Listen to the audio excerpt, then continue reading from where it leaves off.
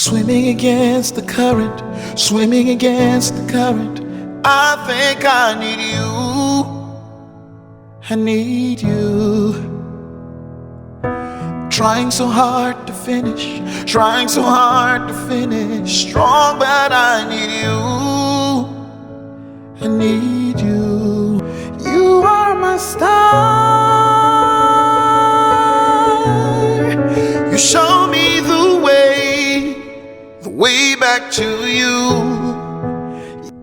Yeah. In the history of every great institution, there comes a defining moment, a moment when legacy must be preserved, and new leadership must rise with clarity, courage, and compassion. This was that moment, and Alhaji Tijjani M Borodo, LLM, FCIoD, was that leader. Appointed as the 18th president of the Chartered Institute of Directors Nigeria, just after the institute attained its chartered status in May 2023, he stepped into office at a historic crossroads. But before the boardroom and bylaws was a journey that began in Plateau State, where Alhaji Tijjani M Borodo was born in 1956. He had his primary education in Jos, then moved to Maiduguri for his A-levels. He studied law at Ahmadu Bello University, Zaria, graduating in 1979, and was called to the bar in 1980 after completing law school. From 1980 to 1981, he served his NYSC in Rivers State. After that, he joined the Kano State Ministry of Justice, where he served with distinction for 10 years, rising to become the Director of Public Prosecution. Then came a new chapter, a transition into Nigeria's banking sector, where he would serve for the next 29 years. His experience, his integrity, his leadership only deepened. This was the making of a leader, one shaped not just by profession, but by principle. As president of FCIoD Nigeria, he brought all those years of quiet excellence into a role that demanded strength. With humility and purpose, he led the institute through one of its most important transitions, from IOD to CIOD, helping to implement the new law and establishing strong institutional structures that would serve generations. It's been an extremely pleasurable experience. Alhaji Borodo brings to the role of president of CIOD a wealth of experience, having been involved in high-level boards, particularly in the banking industry. He was able to bring all that experience to bear on his role as president of CIOD. And during his tenure, some of the very crucial things that we undertook, I think more than anything else, was the transition from when we were IOD to becoming CIOD. So implementing a significant portion of the new law in terms of putting the structures in place, all took place during his tenure. And I think at the end of the day, I think we've had a very, very successful period. So his tenure is something I will look back to with a great deal of admiration and respect. As a leader, he provided the kind of thoughtful and deliberate leadership that inspired confidence across the council and the broader IOD membership. Again, under his guidance, the Institute was able to adjust to its new status with the seamless reconstitution of the governing council, which was a very delicate thing, and the inclusion of key ministries, departments, and agencies of government, thereby fulfilling the mandate of our chartered status, which is very, very significant. It has been, for me, a time of intentional consolidation and forward momentum. And personally, I am very, very proud to have had the opportunity to serve alongside him and other members of the team and to have been part of this journey. The most unique one, I would say, is his ability for team play, his ability to carry everyone along, his knack for ensuring that every stakeholder is brought into play when any decision is to be taken.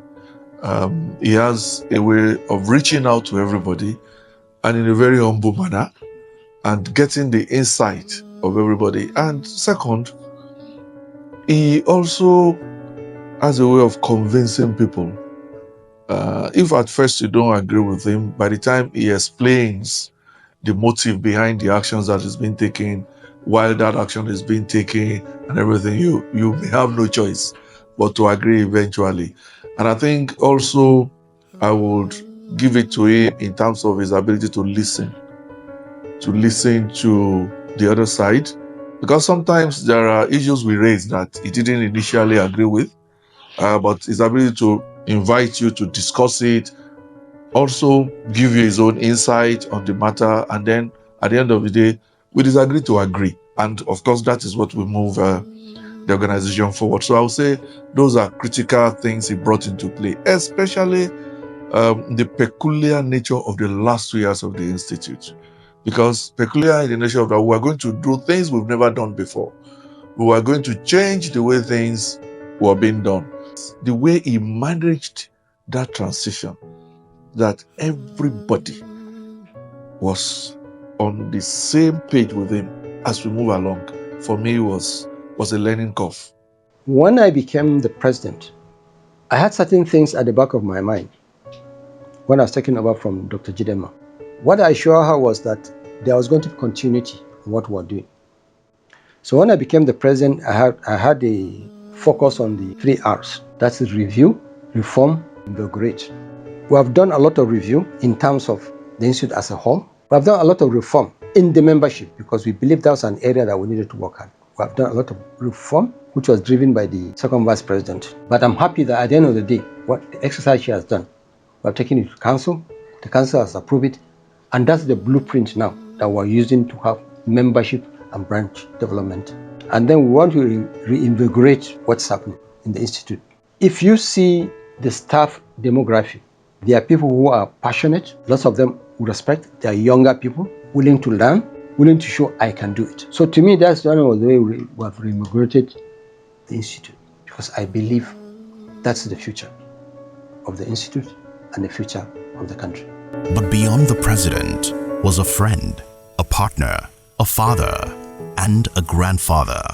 His wife remembers not just the board meetings, but the integrity that shaped every aspect of their life together.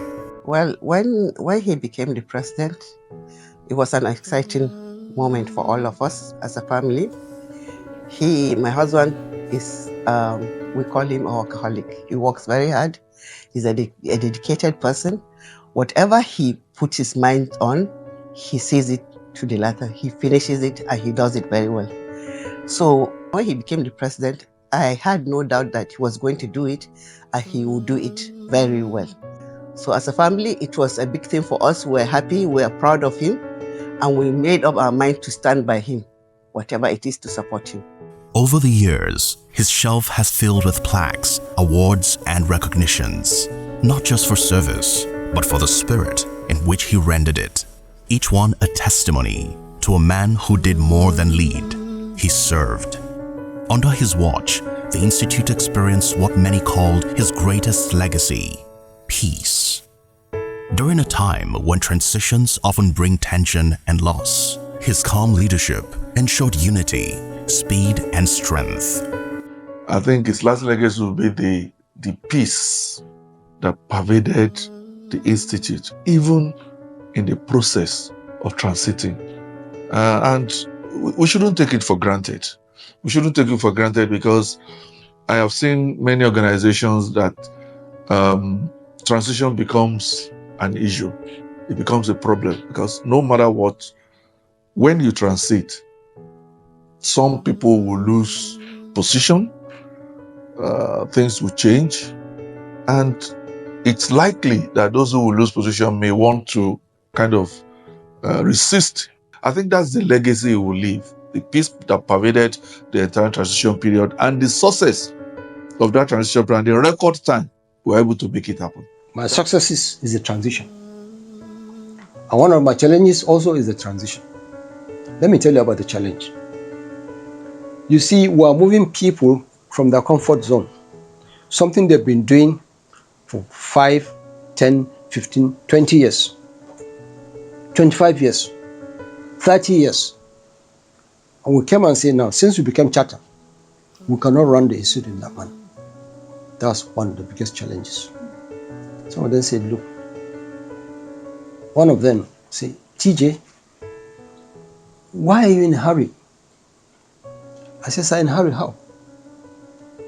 Because I said I was going to dissolve the ESCO, I was going to dissolve the council, I was going to dissolve all the committees. He said, why are you in a hurry?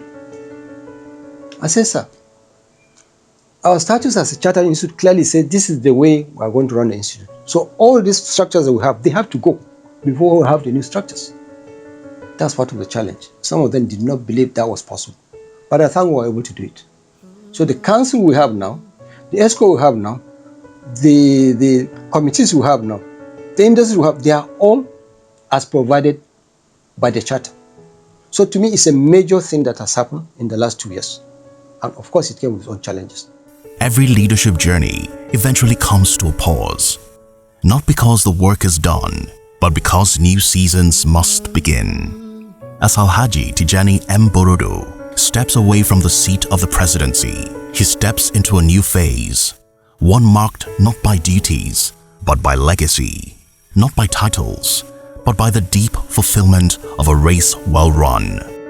In this moment of reflection, we hear from those closest to him, his colleagues, friends, and beloved family members, sharing heartfelt remarks about the man beyond the title. Well, first and foremost, I wish him all the best.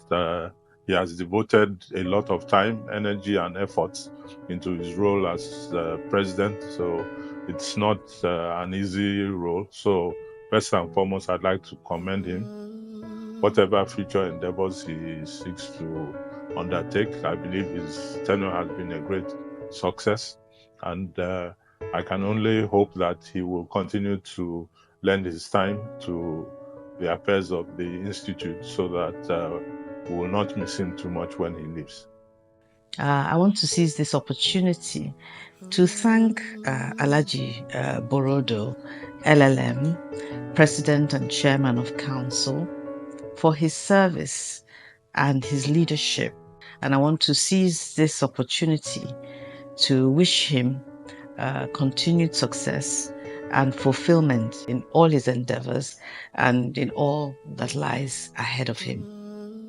I want to wish Alhaji Tijjani M Borodo, LLM, FCIoD, every success in his future endeavor after leaving the presidency of the institute. I remember what he also tells me all the time: you are not successful until your successor is successful. So while I wish him well, I also want him to keep supporting his successor so that what he usually tells me comes to pass. I look forward to having my husband back. And the times that we've sacrificed for him to be with the IOD, the holidays that we've missed together while he is working with the IOD, Chartered Institute of Directors. So I look forward to having my husband back, having the good, although we've always been having the good time, but he's going to be more at home now, more with the family. That's what I look forward to. Although I know there are more challenges ahead, he will move forward, but at least this is something that will have him back as a husband. My husband is a gift from God to me. He's a good man. I want him to keep being good. I want him to be himself. And I will say thank you to him for being a wonderful husband, a father, and a president of Chartered Institute of Directors. I believe what we've done, another president, all he needs to do is to come and add to it. So I think the lesson I will leave behind for him is that he must continue to be a team player. We have PCSC. It's an advisory body for the president, made of the president, the 2 vice presidents, the DG, the honorary legal advisor, and honorary treasurer. It's an advisory body to the president and the immediate past president. I have found that very, very useful. I've bounced a lot of things on the PCSC. I have my own thoughts, but by the time I listen to my colleagues in the PCSC, I listen to them more. So I'll ask Tunji to listen to the PCSC as much as possible. He will continue to be the good leader he has been. To say that our members must remember what we are. We are Chartered Institute of Directors. Integrity, professionalism are core to what we do. And my appeal to every member of the Institute, every member, and our staff is integrity and professionalism are core to what we do. That's what makes us different from many other professional bodies. So these are my words. Integrity, professionalism are the core things we should continue to drive as an Institute of Directors. Leadership is not only about the titles we bear, but the values we leave behind, the systems we build, the culture we protect, and the lives we touch. Alhaji Tijjani M Borodo's journey at FCIoD Nigeria may be concluding, but the impact of his leadership will continue to echo. This is not just the end of a tenure, it is a celebration of a legacy and the beginning of a new, richly deserved chapter.